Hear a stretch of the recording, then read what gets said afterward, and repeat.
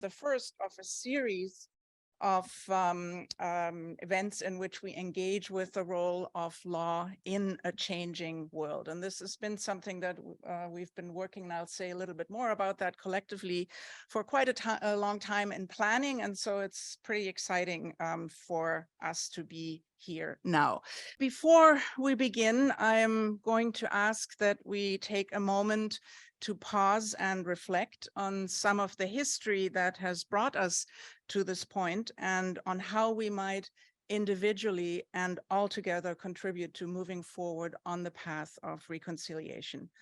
This land on which the University of Toronto operates has for thousands of years been the gathering place for many Indigenous peoples from across Turtle Island, and it has been stewarded as a site for learning, exchange, teaching, and sharing. And this has been the traditional land of the Huron-Wendat, the Haudenosaunee, and the Seneca, and Toronto is covered by Treaty 13 with the Mississaugas of the Credit. Today, this meeting place is still the home to many Indigenous peoples from across Turtle Island, and at the law school, we are grateful to have the opportunity to learn, work, and build community in a good way together on this land.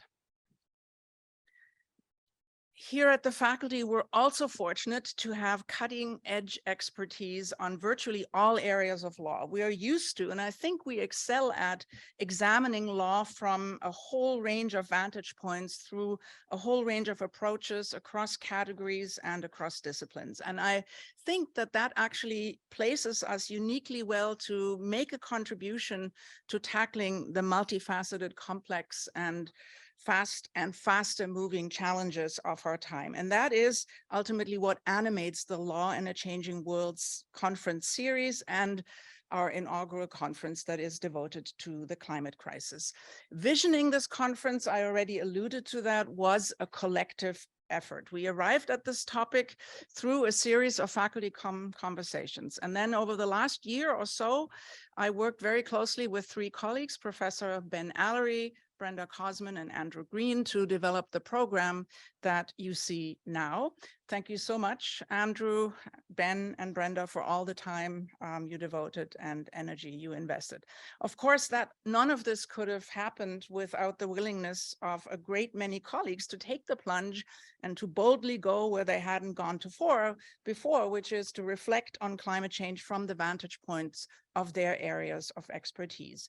And then finally, there are a lot of other people, probably too many to single out, but I do want to mention a few people for their dedication and can-do spirit and ideas. Jenny Fong from the events team, Nina Haikara, who's our communication strategist, Jennifer Lancaster, the assistant dean development advancement, Bernadette Mount in my office, and Michelle Rosenstock, the director of the Dean's office. And also somewhere here, I think, as I see him, Tomas Flecker, who was in Michelle's role when she was on maternity leave, and to whom we owe in part that we have the fabulous keynote speaker we're about to hear from. Many others to thank, our IT team, and not least also the student volunteers who are here to assist with the conference Q&A. So this conference is much like the topic. It takes many people working together to make things happen. And after all of this, it's probably high time now that I introduce our keynote speaker. Kim Stanley Robinson is a novelist. He earned a BA in literature from the University of California, San Diego, an MA in English from Boston University, and a PhD in English, again from University of California, San Diego. He's widely recognized as one of the foremost living writers of science fiction. He's published more than 20 novels and numerous short stories, and until recently, he was probably best known for the Mars trilogy, which was published in the 1990s, and as one might surmise, deals with the settlement of Mars. But in 2020, he published this, The Ministry for the Future. You can see this is a rich book. For those of you in the audience who have not read the book, It is set in the near future, and it follows a diverse cast of characters, including government officials, activists, scientists, as everybody is working to address the devastating effects of global warming. The story centers around a new organization, the Ministry for the Future, which is tasked with advocating for the interests of future generations and finding solutions to the crisis. It explores virtually every issue you can imagine related to climate change, including impact on ecosystems and human societies, the politics of international cooperation, and the ethical implications of a whole range of issues, geoengineering and so forth. And so it makes really tangible the complexities and challenges and dilemmas that tackling this issue entails, but it ultimately also offers a hopeful vision. And I think that is something very important for us at this juncture. I won't go on, even though I could. I will simply say that the New Yorker called this book masterly. Ezra Klein on Vox said, if I could get policymakers and citizens everywhere to just read one book this year, it would be The Ministry for the Future. And the New York Review of Books said, one hopes that this book is read widely, that Robinson's audience, already large, grows by an order of magnitude, because the point of his books is to fire the imagination. And that gets me to why I'm so thrilled that Kim Stanley Robinson is with us here today, because the point of our conference really is to fire up imagination, to think outside the proverbial boxes, or at least across boxes.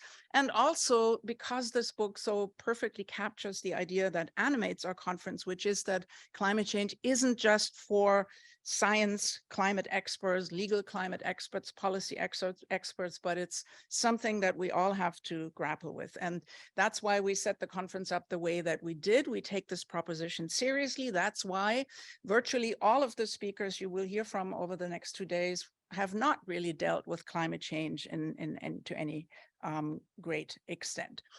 Now, back to our guest. Stan will speak to us for 25 to 30 minutes. He told me that he has some thoughts on the role of law. In fact, there's lots of that in the book as well, and also the role of law schools. Once we've heard from him, we'll have the opportunity to engage with him. I will have a few questions on tap to get us started, but you're all invited to join the conversation. And again, that is really the whole point of these 2 days. And that also will roughly be the format of all the panels. We will have relatively brief presentations and then focus on discussion between all of us. We will be using a platform named Slido. I suspect that all of you who have registered will have found a link to it, which will make it very easy on your phones. Even I can do it, so it is truly easy to type in a question that will then be put to the respective panel chairs. Stan, after all of this, I am really, really thrilled to turn the floor over to you, and we are looking forward to hearing from you about the Ministry for the Future and other things that law might do. Over to you. Well, thank you for that kind introduction, Jutta, and I'm hoping that you can all hear me properly. And thanks for indulging me with this virtual appearance. I have had the pleasure of reading the program for your conference with the abstracts of the talks, and I very much wish that I could be there to hear them all in person. It's going to be an interesting couple of days. And so I've tried to aim my remarks or shape them by a kind of reflection on what you will be talking about through the rest of the conference, and then maybe bringing up some areas that are also the legal aspect of climate change, because you will be meeting for the receptions, the dinner, the breaks, the conversations that happen in between the presentations and in the discussions afterwards, I know are very often the most stimulating parts of a conference, and I wish I could be in on those. But I'm going to try to, Jutta talked about fire the imagination. Well, that's maybe a little incendiary, but at least spur some lines of thought that might get discussion later on. It's a given that law is crucial to solving climate change. given that it's a civilizational problem and civilizations run by law. And without the rule of law, we would be in terrible trouble, given the 8 billion of us on this planet together. So it's right to talk about the law's relationship to climate change, because the mechanical technologies, the physical technologies, we already have what we need if we were to deploy them quickly enough to cope with, mitigate, and survive climate change and dodge a mass extinction event, which we have also begun by way of this process. And so it's important always, I think, to remind people that technology is a word with a wide range, and that because of computers, everybody understands that there's hardware and there's also software. So the law is a technology, justice is a technology, language is a technology. These are softwares, they're systems, they're fundamental to everything else, including the creations of the physical technologies, the hardware. So this is a discussion, if for people who want to translate everything into the latest hegemonic discourse, then this is indeed a technology discussion that you'll be having, because we need rapid implementation of new software, to put it in the terms of that analogy. And really, usually, and this is true in the law as well, a group writing of it becomes complicated as can be. Initially, I think someone has to do it, like writing a code, like writing legislation. It then gets edited. It becomes a group product. But it's also the work of individuals thinking things through and proposing things for subsequent revision. So that's, I think, what you're going to be doing at this conference. And I want to focus first. I will indeed speak only for a half hour and shift over to questions. But in that half hour, I want to talk about different parts of it, particularly money, and then also animals, I guess you would call it, and then the COP process. So money is a legal regime. It's wrong to think that money is at all natural, or that it is a replacement for some early fantasy bartering system where I give you a donkey and then you give me a bushel of corn, or the soldiers come by and say, you owe this many bushels of corn at the end of the day, so, but right now we'll take your IOU. Money is always set by laws as to how it functions. Medium of exchange, that's only one thing. Also storage of value, that's another thing. Then also a measure of social trust, so that the fact that money works at all in a society means that the people have that, at least that minimal sense of trust in the laws behind it. But of course, the laws themselves determine what the money can do and who ends up with it. And so I would refer you to some really interesting books on this that seem to me about the legalities of money in historical time that have led us to where we are now and how it's treated now. A recent book by Stefan Eich called The Currency of Politics, older book by Joseph Vogel called The Ascendancy of Finance, and another somewhat older book by Maurizio Lazzarato called Governing by Debt.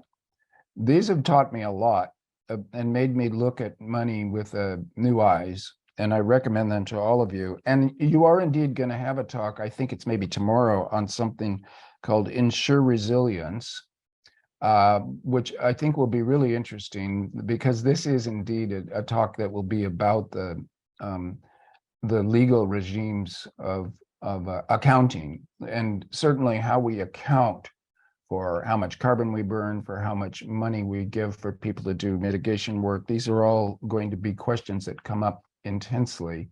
And a couple of the talks in your conference will be the public-private regulatory agencies that may be necessary to invent in order to track what we're doing in terms of decarbonization in ways that are indeed been quantified into economics and into money.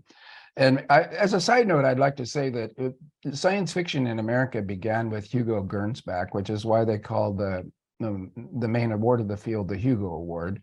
Gernsback called his first magazines scientifiction. And so the fic was twice used, but only used once. Scientifiction, well, this was clumsy and silly. And ensure resilience is a similar neologism that isn't as awkward as scientifiction, which you kind of have to unpack. Right? Ensure resilience sounds like it would say how you would say it if it were two words. It should probably be two words so that you don't have to unpack a joke to get to the idea that insurance is in big trouble. It needs resilience. What does that mean? You'll learn more in the talk on that. For me, the reinsurance companies, and I've been talking to Swiss Re in particular, are facing the short end of the stick, and they can't afford to pay out the insurance claims that will come in for climate change. So they can't insure the insurers anymore. And so they're going to the central banks and saying, we can't, as private companies, be the short end of the stick. We can't charge premiums high enough to be able to make the payouts later. Nobody will pay those premiums. And so we're suddenly in an uninsured world. That indeed is a legal puzzle, because then you have liability falling into place. And so for in the face of the onslaught of climate disasters that has already begun, and insurance costs are flying up year by year, and it will only get worse, there is a fiscal emergency there that is also a legal emergency to unpack that. So that will be an interesting talk. The other ways I want to talk very briefly, and really just kind of a list of topics for discussion for you all later to think about, because these are all laws that we're talking about here. Well, quantitative easing by the central banks, it must be legal because they've been doing it. In 2008, some $10 trillion. At the start of the pandemic in 2020, some $15 to $20 trillion created by the central banks of the world to keep the economy from crashing into an instant depression. But it really brings to the fore the question of how is it that we make up money in the first place? What is fiat money? And of course, the weird zone that I don't even want to get into of cryptocurrencies, which I think are mostly a scam and useless, as opposed to digital money, since all money is digital. But private currency, to me, is almost a contradiction in terms and a matter of just contracts that are unenforceable. Whereas fiat money is a real thing that the central banks are tasked with holding the value steady of. For instance, the West Germany's old constitution, the people in their Bill of Rights section, they had the right to stable currency. And they were probably remembering the 20s and the disaster of the hyperinflation of the Weimar Republic and after. But in any case, this notion of keeping money stable and then also making it up from scratch in ways that are a little visible compared to what they used to be, has brought all of this into question. And it would be good to have some discussion, at least, and a little more clarity on how one would use that system in a useful way. The fiat money, the shift that I'm thinking of here is sometimes called carbon quantitative easing. And in my novel, sometimes that's called the carbon coin. These are not quite the same thing. The carbon coin was the notion that the central banks, or at least government money, would be paid out to people who had drawn CO2 out of the atmosphere. Individuals right up to nation states would get paid to draw down CO2. That's the carbon coin. An interesting notion and maybe salvational, although certainly the accounting problems would be intense, but solvable. But then carbon quantitative easing would be fiat money created by central banks. And luckily, there is a network for greening the financial system, which is a kind of a study group, you might say, but in any case, a gathering of about 90 of the biggest central banks. So really, the crucial players are gathered to talk about this in the sense of greening the financial system. Can you tilt what used to be analogized to a level playing field, which was never quite true anyway. And the levelness tilts sharply towards the rich. It tilts sharply towards capital. So talking of a level playing field was somewhat of a ideological magic trick.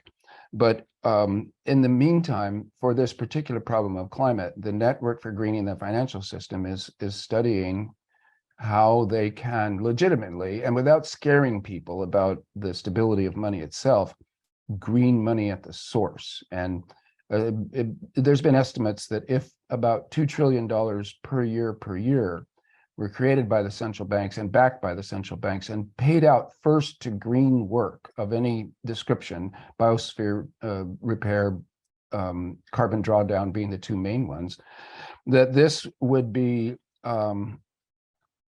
a way to do what is really a kind of Keynesian stimulus. So it sits within the body of established law and precedents, which I think is very important given how little time we have to do anything radical and new. The old methods that worked have to be resuscitated, and the neoliberal 40 years of the neoliberal order has to be giving everything over to the market, which is a name for a process that is productive, but also radically unjust and oblivious to the harm being done to future generations and to the biosphere. So but on the other hand, it's the law of the land, and we're talking about the law. So how do you quickly shift from the neoliberal catastrophe that has caused climate change by making the biosphere itself a so-called negative externality, and therefore taking it out of your pricing is a crazy thing that we're seeing the results of now. But how do we replace it? Well, Keynesianism, the idea that government actually does make the money and make the laws, and government is therefore the space in which we can go back to established precedents, reapply them, admit that government has actually always been in charge, and if it privileges only rich, the capital, if it privileges capital over everything else in the neoliberal way, it has made a bad mistake. But there was a previous regime or legal order that you can roughly call Keynesianism that can be brought back. That's what I think this carbon quantitative easing is doing. Excuse me. It's also true of the laws, like the United States, its recent IRA law. You save the world and then you have to call it Inflation Reduction Act. This is a sign of how contested all this is at this moment. Maybe you do need a working political majority to pass new laws. And so one squeaked by and was given this silly name.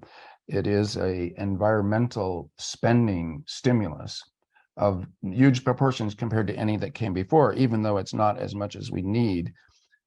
So that kind of exposes the ways in which the political economy is political, and you need a working majority to pass laws. And so again, the law comes to the fore. We need to pay ourselves to do the good work rather than pay private interests to exploit us. So we're at a point where a government over business in the Keynesian way of emergencies like the New Deal or World War II is very much appropriate to our moment and needs to be part of the discussion. The COP27's recent establishment of a loss and damage fund, there'll be some talk of loss and damage in your conference. That will also be very interesting as an international treaty legal regime of sorts. Right now, that loss and damage fund is empty. How do we fill it? And especially with enough money for it to do some good, much less anything at all. I'm interested in the International Monetary Fund's special drawing rights.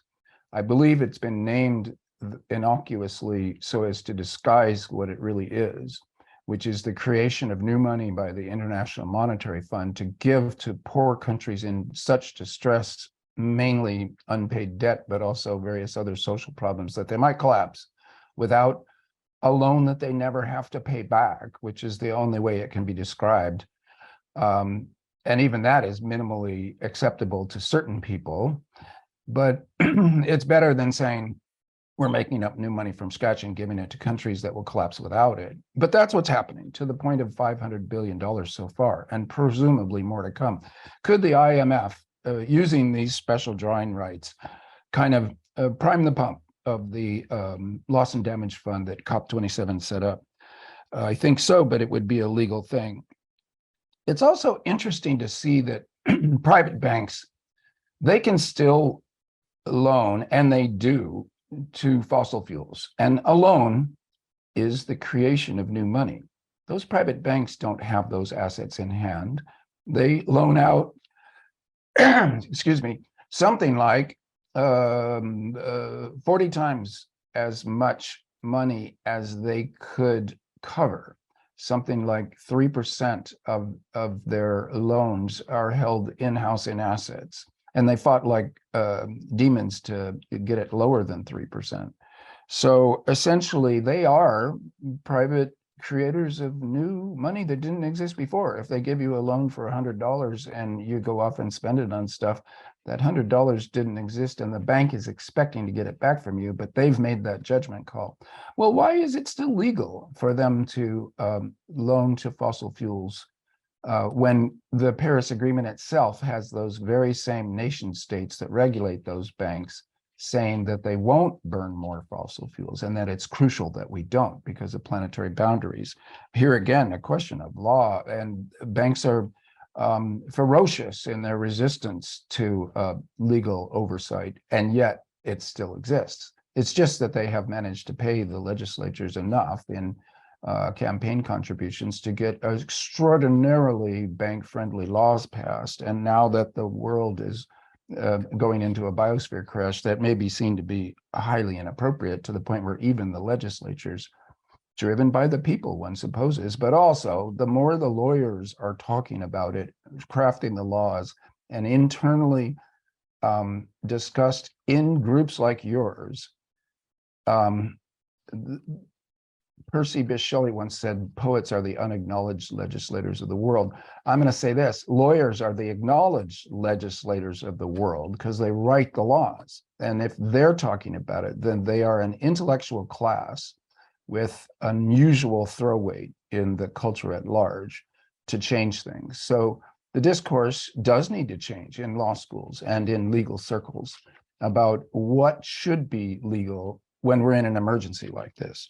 So I'm going to shift now, brief, and have to be even more brief, to this notion that is very famous in law circles already, that who has standing, and the historical trend for legal standing to have spread over time in a kind of umbrella to more and more people. So that at first it was only property owners or men, finally women, children, people. You all know this story already. I won't repeat it in much detail, but there came a moment where, and this is a famous moment, Christopher Stone's book, Should Trees Have Standing? Now, I'm assuming that the discussion has gone further than that 1971 book, but to tell you the truth, it was fundamental for me when I was writing my Mars trilogy in the early 90s, and I have not closely tracked the discussion since then. So I'm way off the curve, but obviously this is right in our face. I should add on the side that there's an essay by Christopher McKay called Do Rocks Have Standing? That was referring to the famous Stone book about trees and about natural entities having legal standing, and then who represents them and how do you set boundaries on that? Well, do rocks have standing was a question of could we terraform Mars or not, or does that dead rock, if it is dead, does it have legal standing and should be argued for as an entity that should not be changed without its own permission or whatnot? Now that discussion comes heavily into our play, because do the people of the future, who will be left at the ratty end of a Ponzi scheme exploding, that we're running a Ponzi scheme on people that are going to suffer the consequences. They aren't alive yet, but they're going to be alive in some way, shape, or form. And at that point, they're going to be handed a thrashed world. And so do they have standing in our legal system now?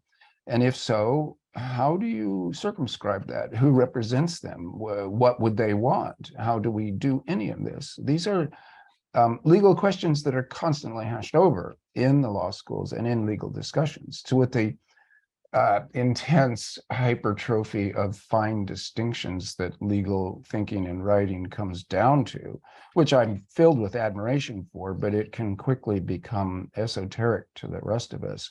And precisely because words are having to be taken seriously at the, in order to make laws out of them. And then you realize that words, like money, are intensely mysterious and fuzzy at the boundaries, and making laws out of words is like making a building out of soup. It's hard, and you have to pay a whole lot of attention. I'm sure the discussion is there. Quickly, you'll get into economics on this one. In order to circumscribe the people of the future, you will have a discount rate applied. You simply have to discount the economic interests of the people of the future, or else you've got something like a quadrillion people's rights as stacked against our 8 billion. And so we should be doing everything for the people of the future. We don't want to do that. We want to do things for ourselves. And so we discount the future. And it's famously a debate that is really a legal debate, because again, it has to do with money and with calculations that would make people do things in the world. So it is a kind of law. And this Nordhaus discount rate of 4%, for which he got the pseudo Nobel Prize a couple decades back, is ridiculously too high. It's wrong. Frank Ramsey said the discount rate should always be 0. Let's be ethical. Let's do the right thing. Well, it blows up their equations, and you can't figure out what to invest in the present. So maybe you need a discount rate. Maybe you need some other way of thinking of it. Maybe you need a discount rate that changes over time, how many generations out you go, so that it's 0 for 7 generations, and then it begins to kick in to make your calculations work if you're trying to assign monetary values. In any case, discussion of the discount rate is an ethical and legal question. And then who has standing? Well, we're already in the thick of it, and you'll have a discussion in this conference about children having legal right, but they have standing, but who represents them? That's a problem. But what about people that don't exist? What about animals? What about watersheds? And here you're going to dive quickly into property law and things right at the heart of capitalism and its power dynamic of rich over poor, of capitalist over everyone else. And you'll inevitably very quickly get shot back to the commons as a legal regime. As you know, the commons was not anarchy. It was not anybody can do anything because nobody owns this land. It was maybe a norm or a hegemonic arrangement. Really, these are usually come from a pre-capitalist, even I won't say pre-legal, because the Jutta mentioned the Haudenosaunee. Their set of laws, even though they were conveyed orally, that's very suggestive for us now. I want to come back to that. In any case, what circumscribes the rights of a watershed? How do we express them in the courts? How do they get legal standing? I'm most familiar with CEQA, the California Environmental Quality Act, which comes from the 70s.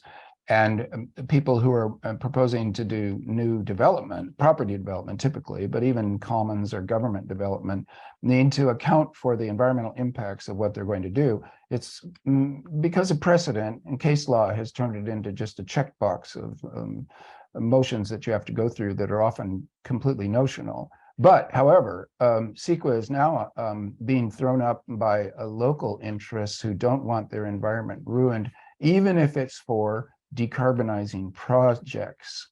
At that point, you have a strange controversy between two kinds of environmentalism or two kinds of defense of the biosphere. One of them people are calling climate hawks, that we need to get carbon out of the atmosphere. And if it happens to trash certain parts of the planet for a while, we can repair that later. We can't repair a runaway hothouse Earth.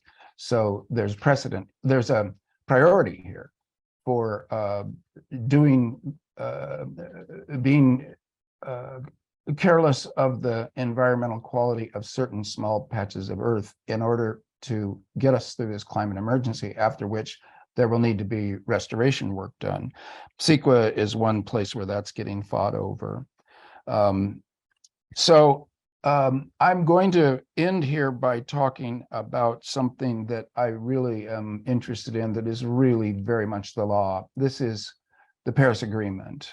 And I saw at COP26 how the Paris Agreement is being worked out year by year.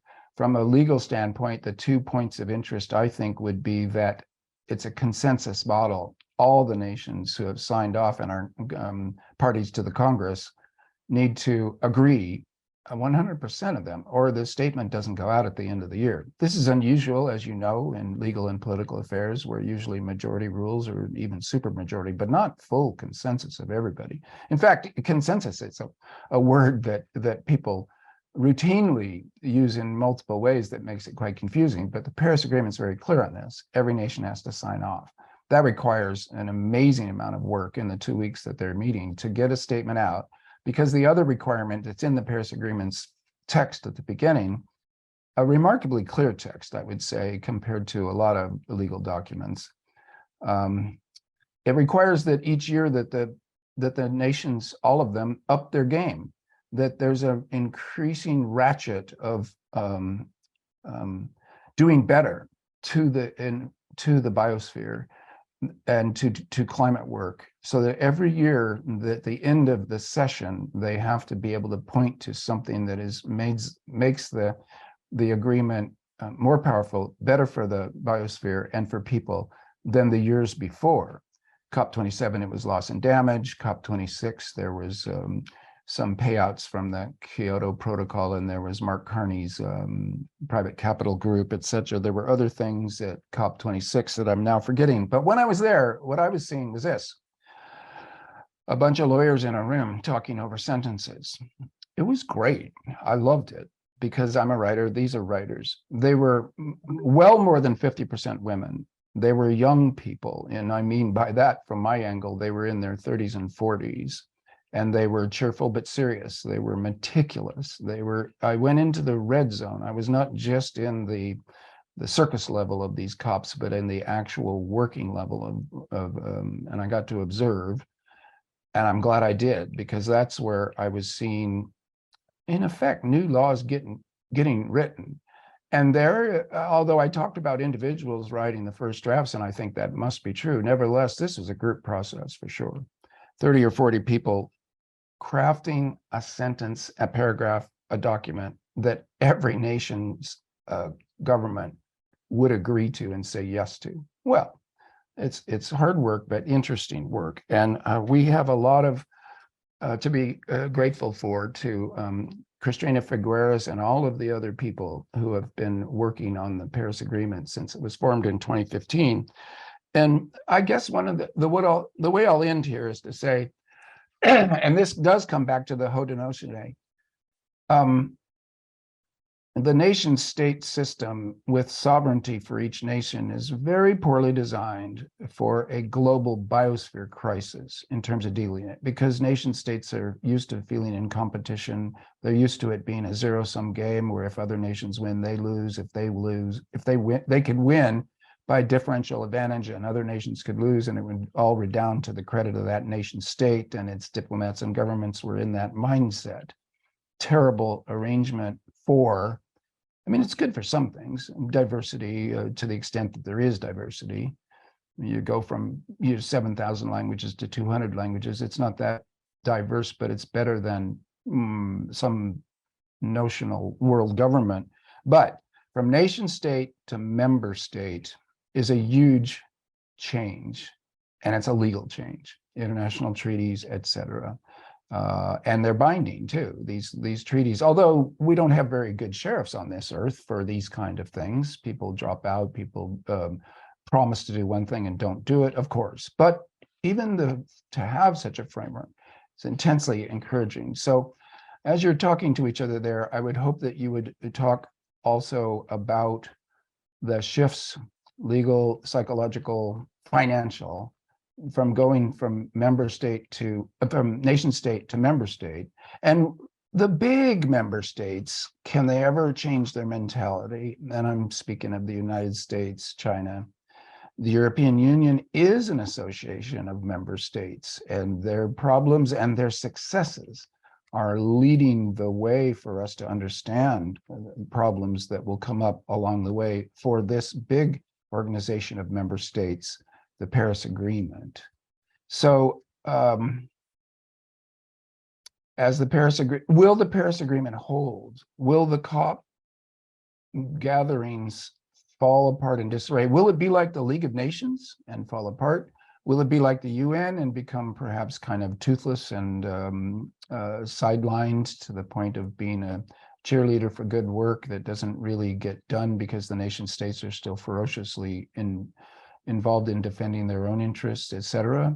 Or will it become something new, maybe like the European Union, but involving all the nations to work together to solve this biosphere problem that will hammer everybody? So there is no differential advantage to other countries going down into biosphere collapse. The countries that at first don't go down for whatever reason, being isolated or rich, they're going to go down eventually anyway. So we're all on the same planet and with the same problem. Facing it together is a member state problem, a particular. It's not a new legal regime at all, of course, and you will know more about this than I do, but it is newly critical. So there's more to say, but I'm not going to say it. I'm gonna ask Jutta to. I'm gonna click out of this and ask Jutta to take over and go into conversational mode. With thank you for your patience, everybody. Thank you very much, Stan. That was quite a sweep, and I can only imagine that you probably already provoked a number of questions. There's a number of people in the room today who will have thoughts on virtually everything that you touched on. But can I just take you back for a moment? It's something you alluded to at the end. What will it take to make all of these things happen that you refer to? So in your book, the book sort of opens with this shocking heat wave in India that leaves 20 million people dead. Since the book was published in 2020, we all know there has been a massive heat wave in India, not at this scale, obviously, but still pretty dramatic. We've had forest fires, droughts, floods, all manner of things, but we still don't seem to really have reached the moment of insight that seems to have come about, at least the way that you imagine it in the Ministry for the Future. So I guess I'm wondering, do you imagine that it will take something like that to jolt us in a place where we can reach consensus, where we can build new norms and new understandings? And also, has that become perhaps exponentially more difficult, given that we're also contending with the rise of authoritarian politics, the pandemic, the Ukrainian invasion of Ukraine, and. So the book overall has a kind of optimistic tone. Are you still in the same place is the question I want to throw you out on to start with. Sure. Well, I can say very honestly that I am more hopeful that good things can happen now than I was when I wrote Ministry for the Future. I wrote it in 2019. Trump was still president. He could easily have won in 2020. It seemed possible and even likely, or whatever. It was unknowable, but it was possible for sure. And also the pandemic had not yet struck. And the pandemic slapped humanity in the face with the reality of that the biosphere can kill you, and also it can change your lives in ways that you don't want to change. And the discussion of climate change has been vastly accelerated, I think. It's always in the news. It's always being talked about. It's widely recognized now as the main existential problem of our time. That wasn't true in 2019. We are on the other side of a geological historical divide of I think, huge proportions. And also there was a lot I didn't know when I wrote that book that I've learned since, that anything that I wrote up as being kind of a speculative, oh, this would be good if it would happen. Well, I'm working as a reporter here and just elaborating things that I find out about the world. I'm not inventing things, but I'm pushing things. Well, I was behind the curve. Those things were already pushed. The network for greening the financial system goes back to the mid-teens, et cetera. And so I don't think we are already having climate catastrophes on an annual basis all over the world. Australia burns, then floods. Suddenly they have a more environmental government than they had before. So I would suggest that the mass death that starts my novel, it could happen. I'm very frightened that it will happen, but I don't think we have to wait for it to happen to feel like we are responding. The response is happening. It's a political battle. And you mentioned authoritarian governments. It's possible as a nation state to look around and say, we're in terrible trouble in terms of a biosphere crash. Migrants are going to come into our country. Our little language, only 5 million people speak it. They'll be completely overwhelmed. Our culture will be wiped out. There's reasons for a nation state to go tribal, to put their head in the sand, to build a wall around their entire country and say nobody else can come in. We're going to go it alone here. And enough of the population can say it's safer to trust the people that speak your language and who are like you than to trust a world community that is quite wildly in disarray, and also to trust global capitalism to do the right thing when they have been sucking away our lives and thrashing our environment for the entirety of its existence, but in an accelerated pace, like the Great Acceleration. Everything else is accelerated, and so is capitalism in neoliberalism. Why trust the global order when it has been so predatory and been an expression of late imperial power by the United States, rising imperial power of China? A little country has many reasons to go authoritarian and say, look, we don't trust you all. We are going to go it alone. It won't work. They need to be a member state. Sometimes they already are a member state. So a country like Hungary has to both be ferociously independent and then also beg the European Union to keep them in and keep sending them money. The double binds that exist are intense. But let me end this answer by saying that that's the sign that we are already aware of the emergency and trying to cope in ways that are either high functioning or low functioning. Even Russia's invasion of Ukraine, brutal, criminal, wrong, and disastrous, could be seen as, if you're going to try rational actor theory on Putin, as a reaction to grabbing food when he's got nothing, and climate change is going to wreck his country too, and his only product is a product that he's promising not to sell anymore, fossil fuels. In that dilemma, people go crazy, and that's what happened there, and there'll be more of that. So we don't need 20 million people dying because millions are already dying, and we're aware of the emergency, and it's just always going to feel conflicted. There will never be a moment where you look around and say, aha, the world community has finally gotten it. We're all on the same page. We are going to have to operate with a majority, a working majority, against heavy resistance the whole time. Thank you. So I should say I have a number of questions here through this nifty platform, but you should all feel free to raise your hand the old-fashioned way if you want in, and I'm going to try and go between one and the other to the best of my abilities. So here I have a question that goes to your comments about Keynesianism. How do you see massive new spending, i.e. resuscitating Keynesianism, unfolding politically? Some people will use it as a club to beat on you for doing so. This happened in the New Deal. There was intense resistance to the New Deal spending that Roosevelt's government, and it took World War II to mollify the people who thought that deficit stimulus spending was wrong. It kind of, in speaking of the game of differential advantage, if the general populace is being helped, then capital is being hurt. And to keep a stranglehold on the people, this is a few people keeping a stranglehold on many people. That's complicated. That's difficult. It's a bit of a trick. You have to be a bully. You have to know where the choke points are and then choke very hard. So there will never be big agreement to carbon quantitative easing, and yet it's being done at a level that I would call the technocratic class. So the diplomats, the technocrats, the lawyers, the politicians, this class that is not the most powerful class, because the most powerful class is probably capital itself, the capitalist class. The managerial class has unusual abilities to change the discourse if it wants to. And so it's a question, everybody has to make this choice.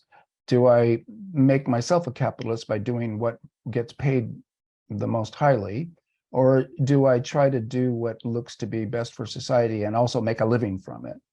This is an individual choice that scales right on up to the country level. And here's a critique people will make.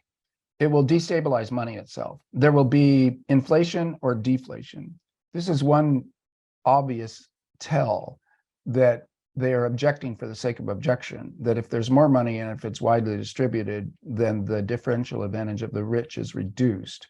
Because economists cannot agree whether a flood of new money will devalue money or whether it will create hyperinflation. There's arguments about that. And the two great quantitative easings that we've seen recently, they didn't do anything to the value of money, and people were puzzled and maybe in some cases pleased to see that, because it suggests that more quantitative easing can happen without harm. The recent inflation we've seen worldwide, everybody said, that's because there was loose money. That's because these poor Keynesian spenders have blown out people's sense of what money is, inflation, blah, blah. No, it was Russia's war on Ukraine. Inflation happens maybe sometimes when there's too much money. Inflation also happens when there's not enough stuff. This is obvious economics 1. So, and yet you have to fight that argument that the Russian war means there isn't enough energy, there isn't enough food. Of course, the prices of these things go up. It's simply supply and demand. But then people will blame it on, but there was too much money from the 2020 quantitative easing, which was given to ordinary people, and then they were careless with it. The arguments are cruel, they're heartless, but they're so common that they're taken for granted. Thank you so much. So here is someone who has heard you speak several times before and is always floored by how knowledgeable you are about any number of policy and regulatory issues and so on. And specifically, the question is when you've, based on your observations of the meetings of the Conference of the Parties to the Paris Agreement and so on, the questioner asks this: I'm wondering to what extent writing the Ministry for the Future, which incidentally, for those of you who have not read the book, is an international organization that operates under the auspices of the Paris Agreement. As somebody who does study the Paris Agreement, I'm intrigued by the book that this ministry is apparently coming into being next year, so let's all stay tuned. So the Ministry for the Future has been a tool to engage and learn about policy, but to what extent do you feel that fiction and art can incite a paradigm shift for governance in terms of injecting imagination into contexts that are otherwise sometimes quite limited by bureaucratic and technocratic frameworks? Well, I can say quite frankly that it is very hard to write a novel about bureaucracy in action.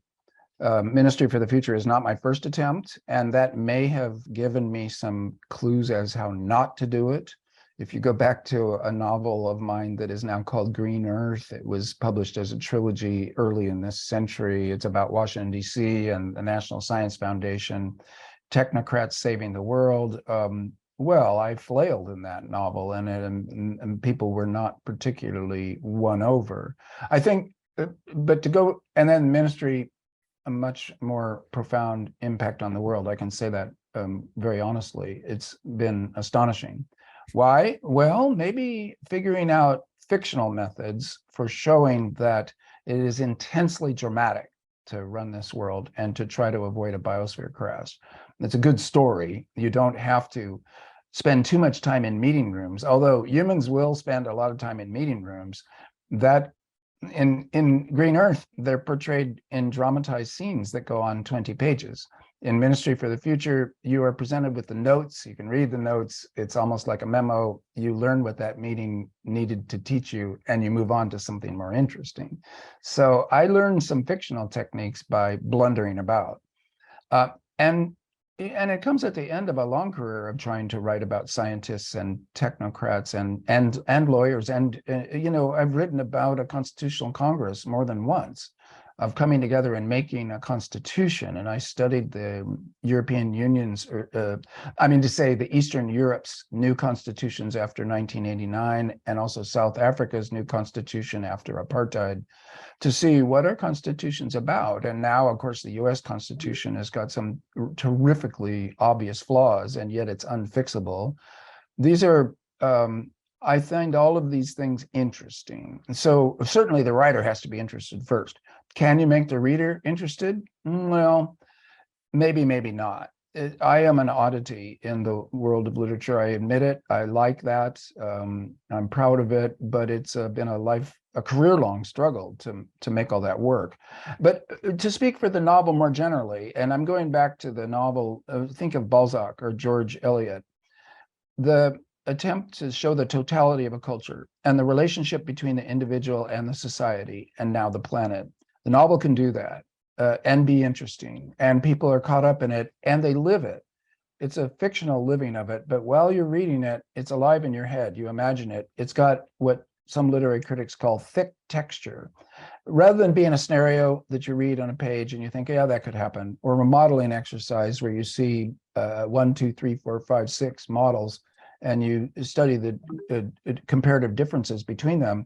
When you read a novel, you are living it for a while. You're in other people's heads and you're at other times and places. It's a powerful mental experience. And even though it's fictional, it's real. This I insist on. And to see a novel like my Ministry for the Future having an impact on people's thinking about their lives, what I'm comforted by and pleased by is the novel still works as a experience we give ourselves to clarify meaning, to do cognitive mapping, as my teacher Frederick Jameson calls it. Cognitive mapping is crucial to action in the present, to decision making. So this is, I think, why all of you are interested in the law, and maybe lawyers. The case study is the way that you can bring to life the sentences of a law. So you keep going to short stories. They've been concocted. The case studies have been written up by somebody out of the mass of materials and incidents in that trial and that judgment. So it's something that we always do. Let's tell it as a story, as a narrative. And then the longer and more complicated the narrative gets, the more the reader has lived it. So this is what I would say the novel can do for us, if you are willing to take the risks involved. And the main risk is of boring people or of confusing people. So it's a formal problem, but there are solutions. Great. All right, so next question. One of the many challenges posed by the climate crisis revolves around inequality, and you've already alluded to that. And there's all manner of inequalities: unequal contributions to the problem, unequal capacity to address it, unequal distribution of the costs, impacts, changes to economies and lifestyles, and so on. And also, of course, not least, unequal power. And that goes internationally, but it also goes within countries. So a good many of commentators say that on both in international and domestic policy and politics, ultimately, we won't come to grips with the climate crisis unless we focus on bringing about what's referred to a just transition. Yeah. How does that, I'm not expecting you to answer what that means and how we get there. So let me ask the question a little less challengingly, but how does it play out in your book? How do your protagonists in the near future go about shifting ingrained assumptions, be those legal assumptions or economic or cultural or literary for that matter? Well, in my book, I proposed that the carbon coin was democratic, and that an individual farmer in the global South could, if they drew down carbon by way of their farming, regenerative agriculture. One of the most promising technologies that we have, because we need food and we need to draw carbon out of the atmosphere. To do two at once, if you did it even as an individual farmer, you got paid a carbon coin, you made a living by doing regenerative agriculture, and one of your crops was carbon trapped in the soil. More generally from my novel, and then the carbon coin, getting the carbon coin accepted by the world, by this Ministry for the Future, which is indeed, the Paris Agreement gives itself the right to set up permanent standing subcommittees in between the big meetings. So I used that clause in the Paris Agreement to authorize my Ministry for the Future.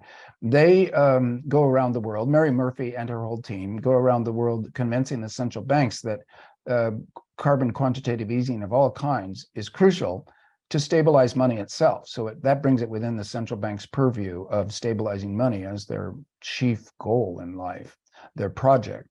When they are convinced that we need to quantitatively ease by a lot of carbon coins being put out there in order to avoid the biosphere crashing, which definitely damages money, we'll do it. And so that was my plot. In the world itself, this is why I'm interested in COP27's loss and damage fund being created. It's empty now, but if it's full, how is equity going to work? And no, rich nations act like rich people. Rich people don't like to give their money away except in increments that are on the margin, and they don't like their money taken away. Rich nations act like that. They act like their central bank is a rich person's savings account or investment account. You need return on investment. The analogy is wrong, but powerful. In other words, a nation state's government is not like a rich individual, and the rich nations are not rich if the biosphere goes down. So equity, mechanisms by which rich nations can see the poorer nations, the suffering nations who are getting hammered already by climate change, see them helped, compensated, mitigated, and bootstrapped out of their problems, given clean energy, clean water, toilets, etc., without them having to pay for it. And so this is the mental trick that the rich nations can play on themselves. That wasn't our money. This money has been newly created by the International Monetary Fund. It's a special drawing right. It isn't even money at all. It's a special drawing right. It's a loan. They're going to pay it back, except actually we told them quietly they never have to pay it back. But what I mean is it's not coming out of the savings account of the rich nations. The politicians who are going tribal, the politicians that are not thinking globally, who are going to fight it tooth and nail, they won't fight as vigorously if they think, well, that was never our money to begin with. It got invented by some international agency that I don't fully understand. So I'm thinking that equity comes out of these rather peculiar fiscal bureaucratic instruments like the World Bank or the International Monetary Fund. I feel a little crazy saying that. Really, the moral argument would be if you educate people to be kindly to their neighbors because otherwise their neighbors will kill them or die, and then you will die of their diseases. In other words, instrumental value or self-interest, it should work, and maybe it is, but it also, any port in a storm, it's an all hands on deck situation where all kinds of bizarre methodologies are going to be necessary to do the necessary work of equity. And I will end by saying this: equity is crucial. If we have a sharply unequal world, the biosphere itself suffers. Poor people destroy the environment to live through that day. They cut down trees to cook their food. They do bad agriculture out of desperation to eat that day. Rich people burn 50 times as much carbon and resources in general as poor people do. So they are like macroparasites, and then the viruses eating us are the microparasites. This is a historian, William McNally, who made this comparison. We have parasites, yes, diseases and rich people, the macroparasites and the microparasites.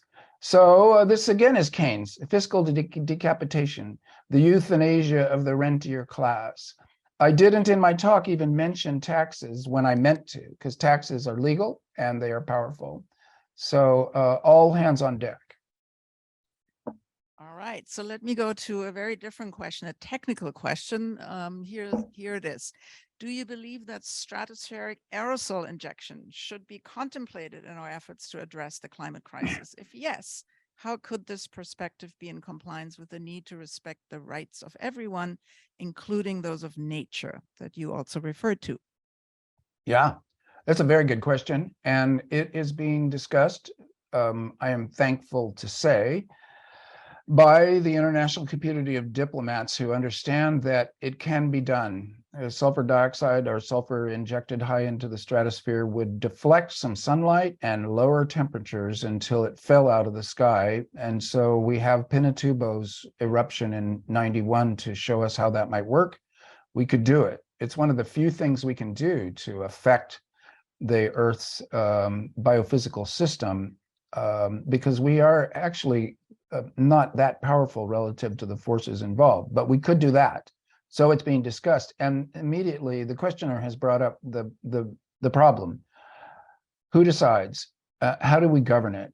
And so governance of this is going to be discussed at the UN level in a big conferences this year, next year. It'll be an ongoing discussion, the governance of solar radiation management. Again, a name that is attempting to slightly disguise what it's doing so that people don't just immediately freak out. And people freak out anyway on this. The bad science fiction stories are told, oh, we'll have to do it forever. And then when we stop, we'll cook. Oh, we'll accidentally overdo it and end up on an ice world like Snowpiercer. Oh, if we do it, the monsoon will stop. That latter statement is very commonly spoken, and yet we don't know for sure. We're judging from a single case that after Pinatubo, the monsoon was slightly depressed in South Asia. And there's a little bit of other evidence, but truthfully, we don't know. The monsoon actually has wide variability, and we only have one sample study, so it could have been correlative rather than causative. We don't know what this solar radiation management would do, and I'm going to venture this. We won't know until we do it fully and globally. There's no experiment that is a small-scale experiment for this one. And that's another scary thing about it. If we do it, we're going to have to say, okay, this is a 5-year experiment with the Earth's biosystem.